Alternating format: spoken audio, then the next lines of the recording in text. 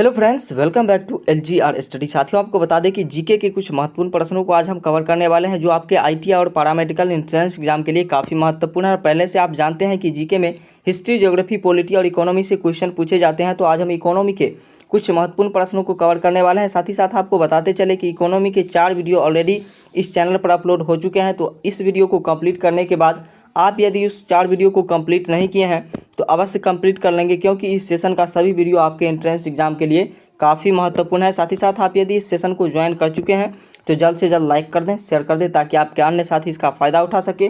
और LGR study को यदि सब्सक्राइब नहीं किए हैं तो सब्सक्राइब कर लें, क्योंकि यहाँ पर सभी सब्जेक्ट का सेशन चल रहा है। साथ ही साथ LGR स्टडी ऐप को आप यदि इंस्टॉल नहीं किए हैं तो जल्द से जल्द इंस्टॉल कर लें, क्योंकि पिछले 10 वर्षों में पूछे गए सभी क्वेश्चन का PDF, प्रैक्टिस सेट का PDF, मोस्ट इंपॉर्टेंट क्वेश्चन का PDF सभी आंसर के साथ इस ऐप पर आपको मिल रहा है। साथ ही आपकी तैयारी यदि पूरी हो जाती है तो ऑनलाइन टेस्ट इस ऐप पर आपके फ्री लिए जाएंगे और आप ऑनलाइन टेस्ट देने के तुरंत बाद ये पता कर सकेंगे कि आपने कितने क्वेश्चन को सही टिक किया है, कितना क्वेश्चन गलत हुआ आपका और कौन सा रैंक इस टेस्ट में आपका आया। इसलिए ये ऐप आपके लिए काफ़ी महत्वपूर्ण है, जिसका लिंक हम डिस्क्रिप्शन में दे रहे हैं। चाहे आप तो प्ले स्टोर पर आसानी से सर्च करके इस ऐप को डाउनलोड कर सकते हैं। तो इस ऐप को डाउनलोड करना आप नहीं भूलेंगे। टेलीग्राम चैनल को ज्वाइन कर सकते हैं। हमारा वेबसाइट है www.lgrstudy.com। इसको विजिट करके और भी हेल्प आप प्राप्त कर सकते हैं। तो आइए क्वेश्चन की ओर बढ़ते हैं। सबसे फर्स्ट क्वेश्चन है, किन देशों की मुद्रा प्रायः हार्ड करेंसी होती है। सबसे पहले आपको बता दें कि करेंसी के प्रकार कितने होते हैं, टाइप ऑफ करेंसी। तो आपको बता दें कि 3 प्रकार की करेंसी होती है। एक तो होती है हार्ड करेंसी, दूसरी होती है हॉट करेंसी और एक होती है सॉफ्ट करेंसी। अब आइए हार्ड करेंसी की बात करते हैं। तो हार्ड करेंसी जो है वो विकसित देशों में चलती है। कहाँ चलती है? विकसित देशों में हार्ड करेंसी चलती है, जिसकी मांग तो अधिक होती है लेकिन सप्लाई जो है वो काफ़ी कम होती है। तो इसका परफेक्ट आंसर क्या होगा? ए इसका परफेक्ट आंसर होगा। एग्जाम्पल के तौर पर बताएं तो अमेरिकी डॉलर को हम हार्ड करेंसी कह सकते हैं। तो ए क्या होगा? परफेक्ट आंसर होगा इसका। चलिए दूसरे नंबर क्वेश्चन की बात करते हैं।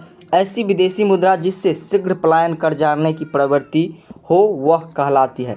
जिसमें शीघ्र पलायन कर जाने की प्रवृत्ति हो वो कहलाती है गर्म मुद्रा, यानी कि हॉट करेंसी। जिसके बारे में हमने अभी बात किया है उसे हम क्या कहेंगे? हॉट करेंसी कहेंगे। तो सी इसका परफेक्ट आंसर होगा। चलिए तीसरे नंबर क्वेश्चन की बात करते हैं। निम्नलिखित में से कौन मुद्रा का कार्य नहीं है?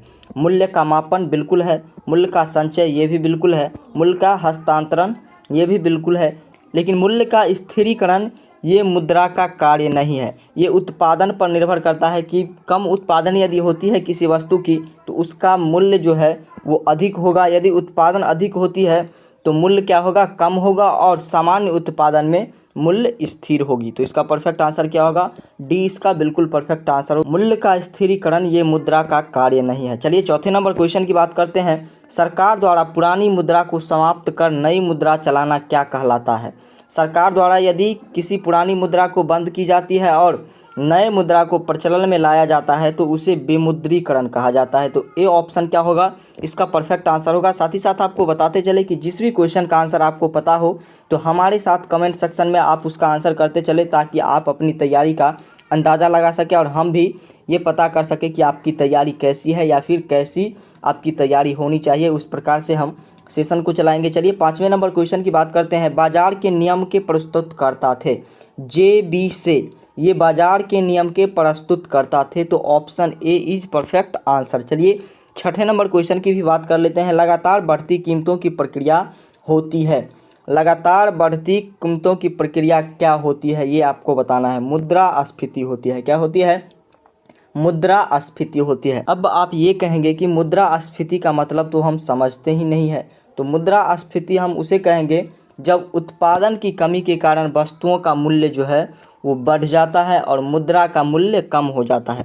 आपको भी पता होगा कि उत्पादन की यदि कमी होती है तो वस्तुओं की मूल्य जो है वो बढ़ जाती है और मुद्रा का मूल्य कम हो जाता है। किस प्रकार? जैसे कोई भी वस्तु आप 10 रुपया में खरीदते हैं तो 10 रुपया ही रहेगा, लेकिन यदि उसकी उत्पादन कम हो जाती है तो वही 20 रुपया हो जाएगा।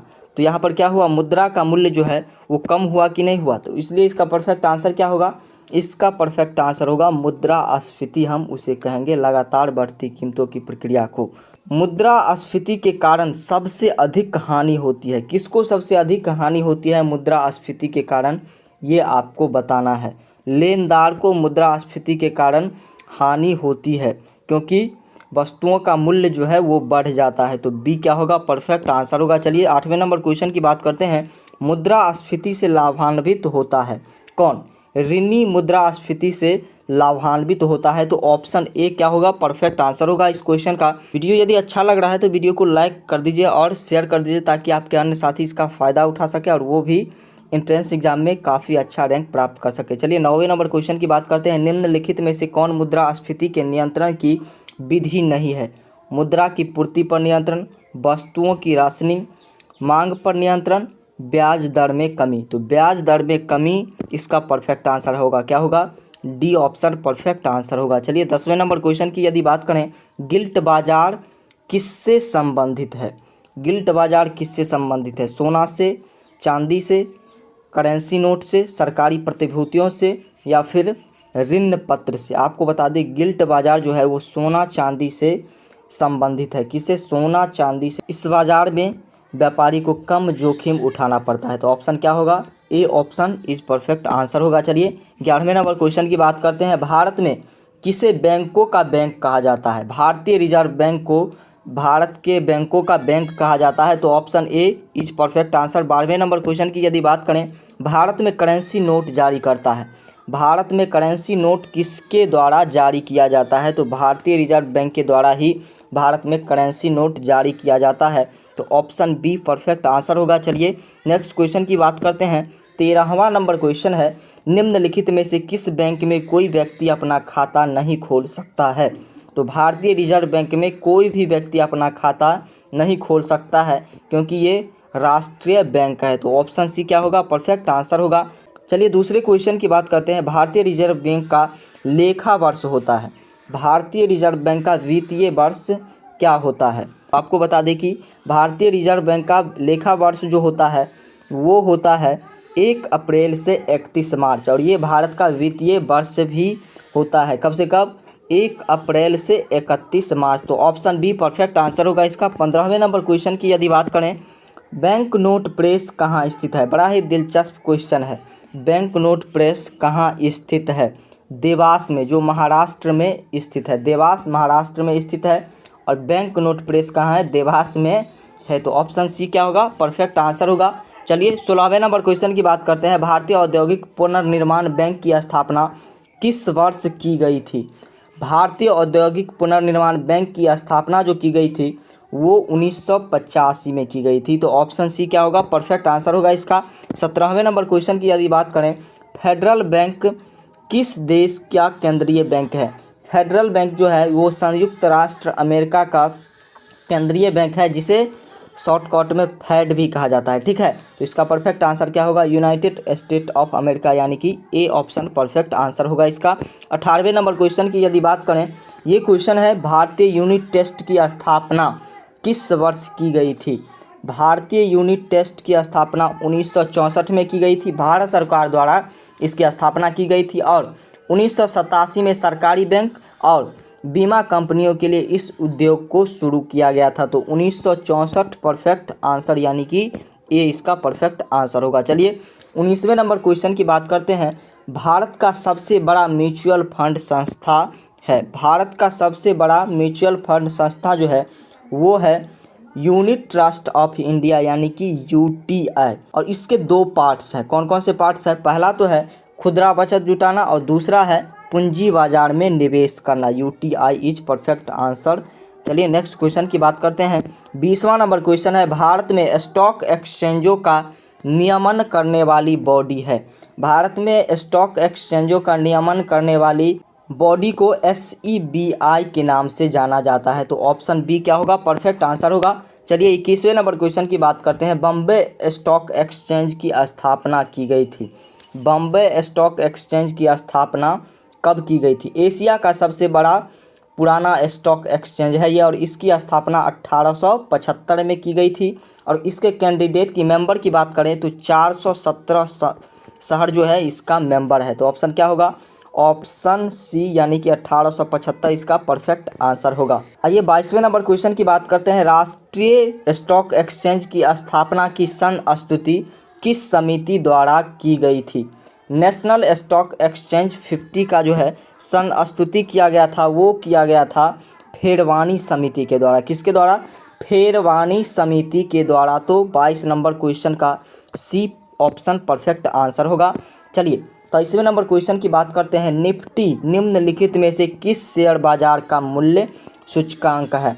आपको बता दें निफ्टी जो है वो NSE का मूल्य सूचकांक है। तो ऑप्शन बी क्या होगा? परफेक्ट आंसर होगा। 24वें नंबर क्वेश्चन की बात करते हैं। चमकता हुआ सितारा किस बैंक का प्रतीक है? चमकता हुआ सितारा जो है वो बैंक ऑफ इंडिया का लोगो है। किसका? बैंक ऑफ इंडिया का लोगो है। तो ऑप्शन ए क्या होगा? परफेक्ट आंसर होगा। इस प्रकार का होता है बैंक ऑफ इंडिया का लोगो। चलिए लास्ट क्वेश्चन की बात करते हैं और ये क्वेश्चन है, भारतीय जीवन बीमा निगम की स्थापना कब हुई थी? Life insurance corporation of India, जिसे हम LIC के नाम से जानते हैं। LIC के बारे में तो आप खूब जानते होंगे। इसकी स्थापना 1956 में की गई थी। कब की गई थी? 1956 में की गई थी। तो आज के लिए इतना ही रखते हैं। वीडियो यदि अच्छा लगा तो वीडियो को लाइक कर दीजिए, शेयर कर दीजिए ताकि आपके अन्य साथी इसका फ़ायदा उठा सके। LGR स्टडी को आप सब्सक्राइब करना नहीं भूलेंगे क्योंकि सभी सब्जेक्ट का यहाँ पर सेशन चल रहा है। LGR स्टडी ऐप को आप डाउनलोड बिल्कुल कर लेंगे, जिसका लिंक हम डिस्क्रिप्शन में दे रहे हैं और आप चाहें तो प्ले स्टोर पर आसानी से टाइप करके इस ऐप को डाउनलोड कर सकते हैं। कौन कौन सी सुविधाएं आपको मिल रही है इससे हमने आपको पहले ही अवगत करा दिया है, लेकिन पुनः एक बार अवगत करा देते हैं।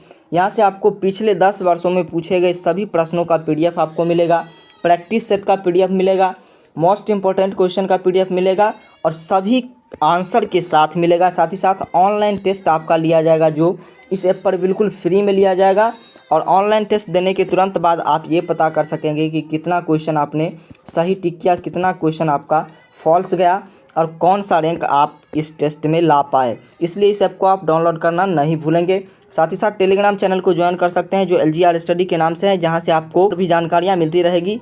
LGR स्टडी का वेबसाइट है www.lgrstudy.com। इसको विजिट करके आप स्टडी से संबंधित और भी ज़्यादा हेल्प प्राप्त कर सकते हैं। हमारे फेसबुक पेज को लाइक कर सकते हैं, इंस्टाग्राम पर जाकर के आप हमें फॉलो कर सकते हैं। तो आज के लिए इतना ही, मिलते हैं फिर किसी नेक्स्ट वीडियो के साथ। तब तक के लिए थैंक यू।